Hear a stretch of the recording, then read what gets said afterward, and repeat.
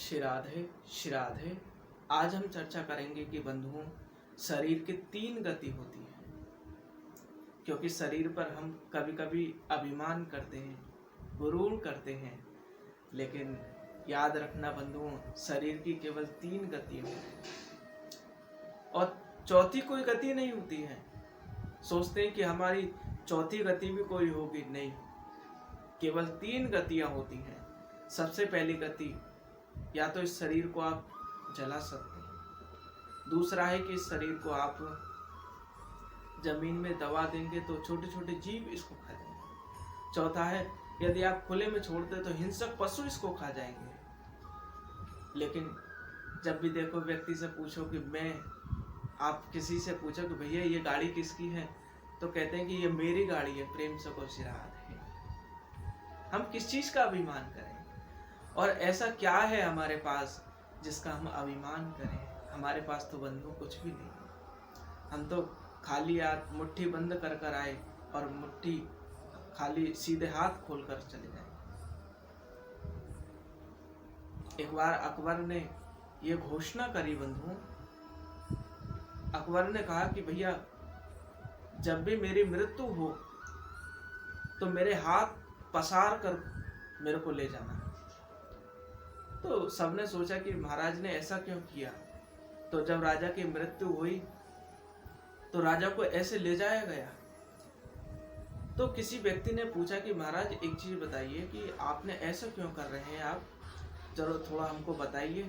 तो बीच में सभा में प्रश्न किया तो अकबर से, तो कहा कि मैं ये बताना चाहता हूँ बंधुओं कि देखो, इतना खजाना होने के बाद भी, इतने राज्य होने के बाद भी मैं बताऊंगा बंधुओं लोगों को कि देखो, इतना सब कुछ होने के बाद भी मैं खाली हाथ जा रहा हूं, मैं कुछ नहीं लेकर जा रहा। और ये बात बंधुओं सच है एकदम कि आप कुछ नहीं ले जा सकते। आप कितनी अरबों खरबों की संपत्तियां जोड़ो, लेकिन जो आपने सत्कर्म किए होंगे, जो आपने अच्छे कार्य किए होंगे, सफलता के कार्य किए होंगे, लोगों को हृदय से प्रभावित किया होगा। एक तो आप लोगों को भय से प्रभावित करेंगे, एक तो भय से व्यक्ति प्रणाम करता है, और दूसरा क्या है कि आपको हृदय से प्रणाम करें। तो आप जानते हैं कि श्रेष्ठ कौन सा है?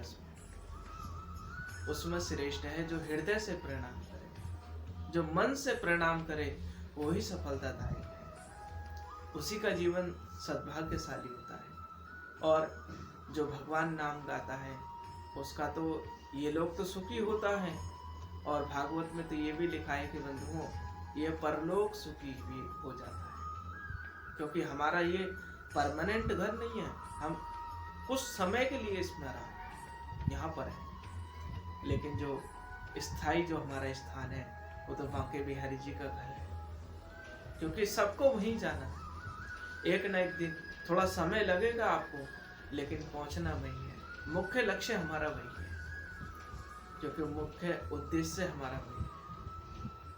क्योंकि गोपियां भी ये बात कहती हैं, गोपियों ने तो इतने भाव में डूबते हुए भगवान को पुकारा कि हृदय से इतने विवल होकर पुकार रही है भगवान को कि अपने शरीर की भी सुध न रही, अपने शरीर को भी भूल गई। कितनी देखो बड़ी विडंबना है।